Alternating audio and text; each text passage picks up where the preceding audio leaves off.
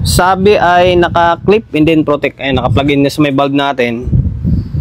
Ano, mayroon nga, naka-indicate yung signal and then protect. Okay, mga kakaiba na sira to ah. After siguro mga 2 days, 3 days, galing ako sa Joson Urinos, ayun oh. Ngayon, ito, Joson Urinos naman ulit. Although galing ako sa may Joson Saturn, ayun oh. Ayun Saturn yun, ubusin natin lahat ng planeta. Joson Urinos. Shoutout pala sa may-ari nito na taga, saan to? Taga Maynila daw ito eh. Well, kay Sir Wilmer, okay? Kay Sir Wilmer, ayan, may love letter ko. Love letter niya pala. Okay, ang issue naman nito, sabi ay naka-clip and then protect. Ay, naka-plug in na sa may bulb natin. Ano, mayroon nga, naka-indicate yung signal and then protect. Okay, mga kakaiba na sira to ah. Mukhang sunog to ah. Okay, bali ito yung mission natin for today's video ito. Tanggalin yung clip and then signal protect. Although same lang din naman ang process natin dito sa LX20, CA3, LX10. Okay, na i-fix bias natin. Kung walang fuse to, dadagdagan natin ng fuse and then repair. Lahat ng pwedeng i-repair, repair natin. Okay, ngayon tanggalin ko muna yung takip. Natanggal ko yung takip and then medyo puno na ng agyo. Ito yung huling version na or mga bagong version ng Joson na Urinos. Kasi yan, old version ta yan. Old version yan. Walang fuse yan. Walang fuse ito. Yung bagong version is may fuse na ito. Yan o, may nakalagay na fuse dito sa mismong board. Kung tayo, nagmo-modified tayo, dito tayo naglalagay. Dito sa bagong version is dito na sila. Meron na fuse dito. Okay, kabilaan na. Tapos, naka-double sided na siya. Naka-double sided na yung board. Yung old version na yon is hindi naka-double sided yun. Ito naka-double sided. Itong kagandahan naman kasi naka-double sided. Hindi mo na kailangan baklasin kung sakali. Sa ginang ka lang sa taas, pwede na. Okay, ngayon, sa channel 1 yung pinaka-issue. Channel 1. Although, baklasin pa rin naman natin to. Dalawa kasi yung biasing, i-fix natin ito. Okay? Ganda ng kulay, no? Baklasin ko na, dalawang channel. Tapos ito troubleshoot natin kung bakit naka-signal and then protect yung channel 1. Sa tingin ko may problema yung output. Kasi parang bumigay yung fuse dito. Tingin ko parang bumigay ito eh. Itong isa tabingi ang voltahe kaya naka-signal and then protect. Malaman natin mamaya pag nabaklas na ito.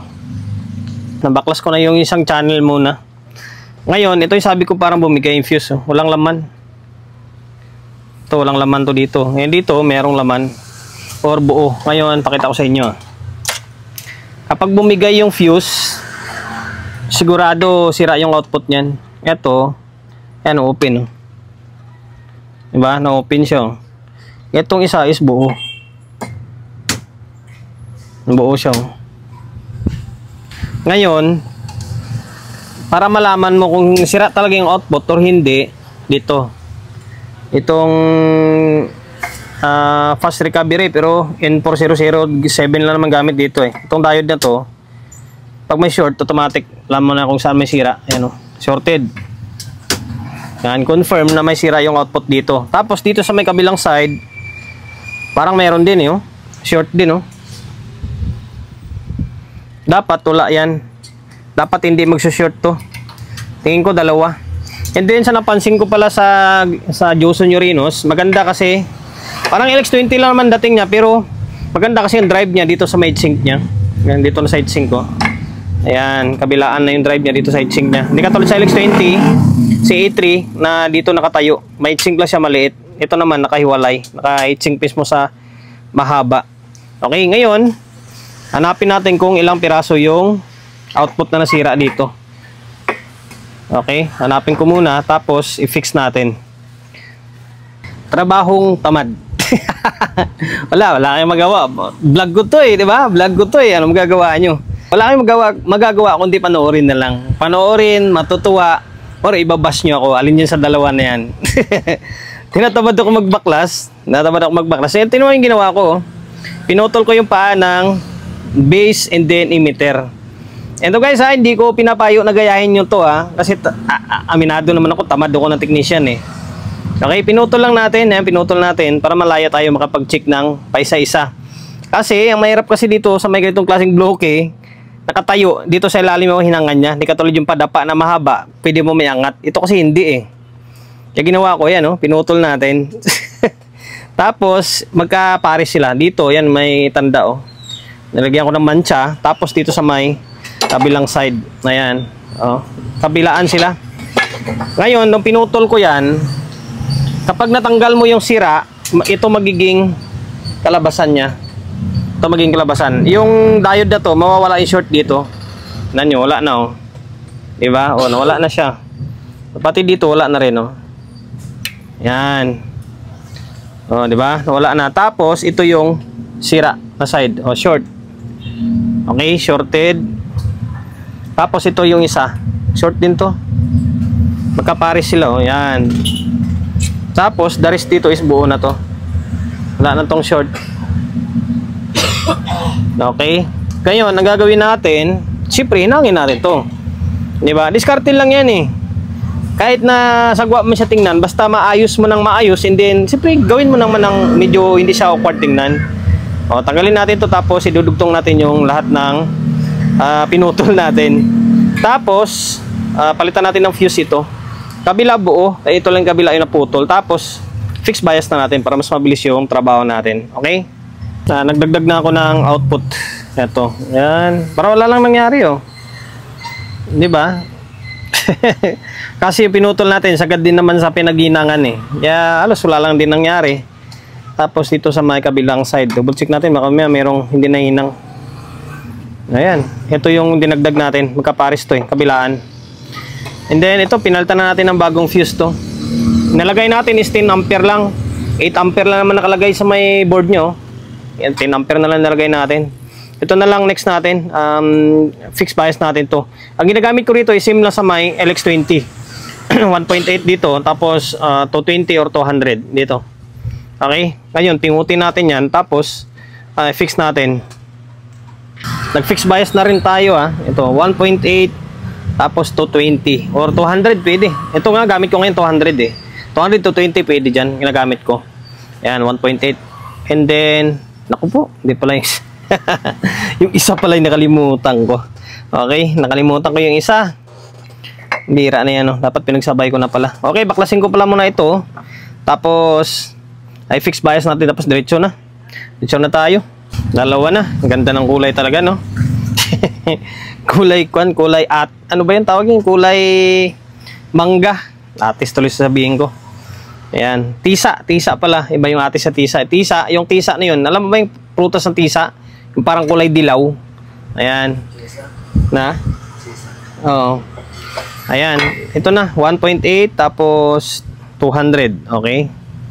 Same din siyempre sa isang channel. Ngayon, salpak na natin dun sa may casing. Binalik na natin yung dalawang board. Ayan. Okay na. Ngayon, natin, mamaya sumabit to. Natin kung anong mangyari. Woo! Wala nang short to. Normal na siya. Yun lang talaga yung salarin. Ngayon, ang alamin natin kung ilan yung kanya, yung bias na lumalabas dito. Napalabas ko rito mga 0.26 lang eh, para safe, hindi siya umiinit. Baliktad ba yan? Okay, eto. Oh, ayan oh, parang LX20 lang yung dating niya. Nasa 0.26 lang ah, pwede na. Maganda yung ganyan, hindi mainit. Ayan oh. Pag tinaas mo ng mga 0.4 yan, mabilis masibak. Para sa akin maganda na yung ganyang bias lang ah. Safe na safe. Itong isa. Oh, ayan oh. Okay, mga 0.26. Kulang-kulang 0.3. Ayan, nag-normal na siya. Ngayon, lagay tayo ng speaker and then audio source. Naglagay na ako ng speaker. Ayan, dalawang speaker yan. Tapos may audio input na. Naka-stereo mode tayo. Tapos yung speaker na nakakabit is yung dalawang mid-high natin. Ayan, yung dalawang mid-high na yan. Okay, naka-on na ito, naka-normal mode. Yung laptop natin gumagana. Ayan o.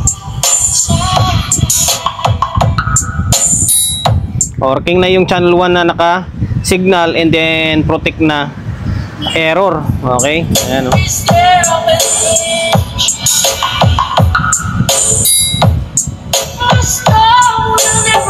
Ganda ng tunog. Ayan. Okay.